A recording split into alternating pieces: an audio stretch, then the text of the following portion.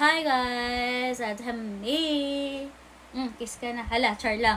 It's me, Shari again. So, ayun nga mga auntie ko, medyo naging busy nga yung schedule ko ng Sabado at Linggo. Medyo walang oras makapag-upload, walang oras sa sarili, walang oras para maligo, walang oras para magpunas ng kilikili. Ala, char lang! So, walang oras nga para mag-upload ng video or fokusan ko yung page ko na to, mga auntie ko. So, dahil nga medyo fully booked talaga fully book yung mga schedule ko para sa aking sarili te. Siyempre, kailangan ko din bigyan ng oras yung aking sarili te. So, Sabado at Linggo nga, sa mga hindi nakakaalam sa akin at sa mga bagong followers ko or sa mga bagong naiinis sa kilikili ko, Sabado at Linggo ay palipat-lipat kami ng mga office. So, minsan nasa Kawit, Cavite, minsan naman ay nasa Bacoor, minsan nasa Tagaytay, minsan nasa Silang, minsan nasa Batangas pa nga ang auntie nyo tapos minsan nasa Valenzuela, minsan naman nasa Muntinlupa, at minsan naman ay nasa Paranaque. At sa sunod na Sabado at Linggo, ante ko, share ko lang, ako naman ay nasa Pasay, te. Ay, taga Pasay ka ba? Baka naman, pwede mo kong abangan sa FedEx dun, te, ha? Doon mag-i-stop, te, ambas, te. Ala, baka makita nyo ko sa FedEx, te. Tawagin nyo naman ako. Pwede ba lang magpaamay ng kilikili? Ala!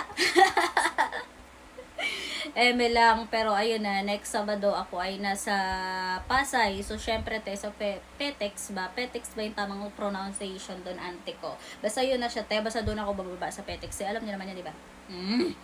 So, basta yun na siya, te. Pag nakita niyo ako, pwede niyo akong sigawan. Pwede ba dyan pasubsob sa kiligili mo? Ala! Uy!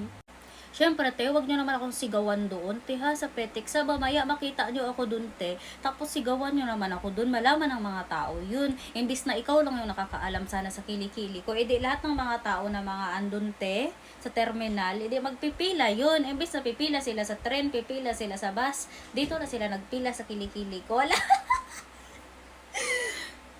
Nakakatawa. Duh.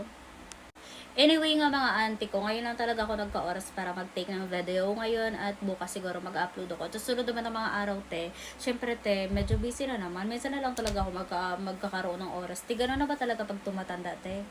Pag tumatanda na talaga tayo, te, nagiging mukhang pera na talaga tayo. Imbis yung oras natin para sa sarili, binibigay na lang natin sa oras para magkapera tayo, te. Sobrang busy natin sa trabaho, sobrang busy natin mag-work. Di ba, te? Pero, te, ang tanong, maganda ka ba? Sige mo, trabaho ng trabaho, pangit ka naman. Ay, char lang. Uy, walang kulik yun, ha? So anyway mga te, sa sobrang busy ko nga te, hindi ko na ito bibigyan ng oras yung kilikili ko. Kawawa naman siya yung mga nagsusupport sa kilikili ko. Kawawa naman talaga sila. Minsan nagchat-chat na sila sa akin. Minsan nagko-comment na talaga sila. Uy, mag-upload ka na. Buhay ka pa ba? Miss na namin yung kilikili mo. Mag-upload ka naman. Mag-take ka na ng video. Uy, kasi gusto ko na makita yung kilikili mo. Buhay ka pa ba? O, digo ka na sa mundo. Halate, ito na. Nag-upload na ako. Ako ay buhay pa. Hindi pa ako nadigok sa mundo. Oh, buhay pa. Buhay pa ako. At buhay pa yung bakterya sa kilikili ko. Ala. Uy, walang bakterya yan. Mabango yung kilikili ko. May chocolate yan, te. Bye!